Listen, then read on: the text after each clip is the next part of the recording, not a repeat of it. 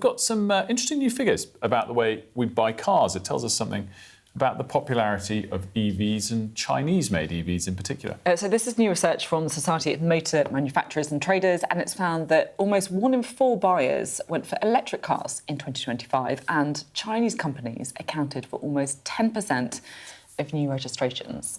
Let's bring in their Chief Executive, Mike Hawes. Mike, very good morning to you. Thanks so much for joining us. Morning, a pleasure. So just frame the headline numbers that you've come out with yesterday, first of all. So one is that over 2 million new cars were purchased last year, which is kind of quite encouraging in an otherwise tepid economy, and 25% were electric vehicles. How do those two numbers compare to the prior 4 or 5 years? Yeah, I think the word encouraging is probably the right one there. I mean, 2 million is a benchmark. We haven't been there since before the pandemic, 2019. If you look back over the past decade, normally you'd be about 2.25, 2.3. So we're still about 250,000 units per year short of that.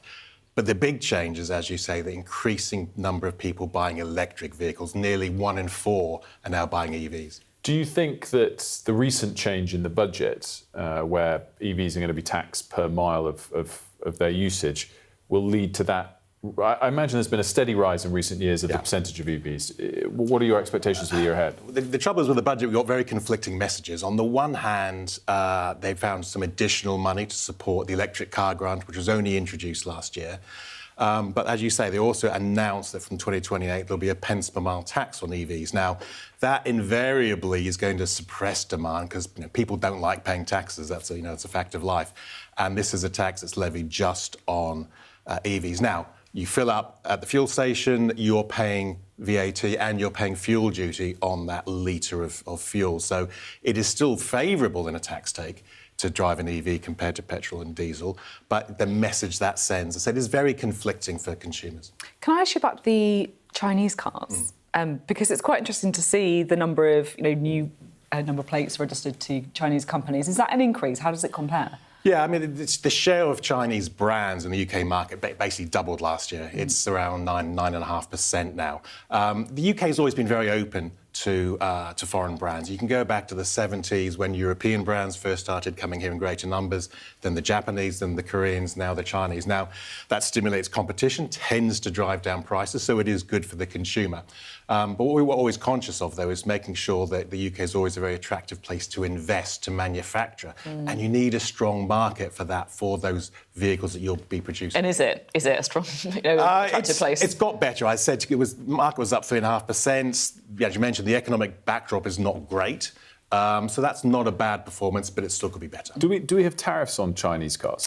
Yeah, vehicles coming in from China, like from other countries outside of those countries like the EU, which we have a free trade agreement, are subject to a 10% tariff. So it's only a 10% tariff on Chinese EVs, because the US has a 100% tariff on Chinese EVs. Yeah, the US has changed. The UK products going into the US, when they announced those tariffs, jumped to 27.5%. We've now got it down to 10%, which is as low as any other country in the world. Yeah, no, it's interesting, though, because obviously pure cost economics, the Chinese EVs are undercutting all manufacturers. Their costs of production are much lower than you'll have in a traditional Western economy. So yes, they have to pay logistics costs, import duty, but still their cost advantage over a Western-produced vehicle is quite significant. I guess it makes sense if the US had tariffs at 100%, why we're getting so many Chinese cars in the UK market. Right? Yeah, and what they're bringing in is electric vehicles, but also plug-in hybrids. So they're trying to fulfil their demand from across the board, and they're doing the same in Europe as well.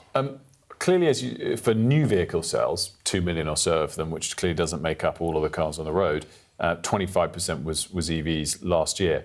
Are we on track at this pace to meet that requirement of no new combustion engine cars being sold from 2030 onwards? Because the EU's just relaxed their similar rule, which was only targeting, I think, 2035, not even 2030.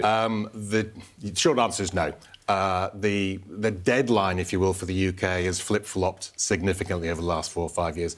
As it's currently, the policy says that after 2030, you'll only be able to sell basically hybrids or pure electric, with 2035 the end date for everything other than total zero-emission vehicles, in other words, electric.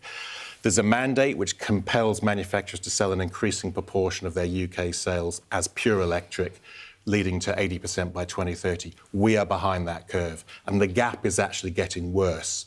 So the question, I guess, is if we are likely to have to change that policy, and push back the date, as the EU has already done, with a 5-year later deadline in the first place, is it better for the industry if they abandon it sooner rather than later? What we're asking for is a review. I mean, they always envisage having a review. That needs to be bring forward because the regulation, when it was conceived, we were in a very different world. Energy prices were much lower. Then Putin invades Ukraine and energy prices shot up. Raw materials, battery prices were coming down. It's not the case now. The demand for EVs was because he was kind of in the foothills, it was accelerating much more rapidly. We're in a very different world now. So we think there should be a review of that transition to make sure the costs, the demand, the infrastructure is where it needs to be to ensure any regulation is fit for purpose. Mike, really interesting. Thanks so much. Thanks.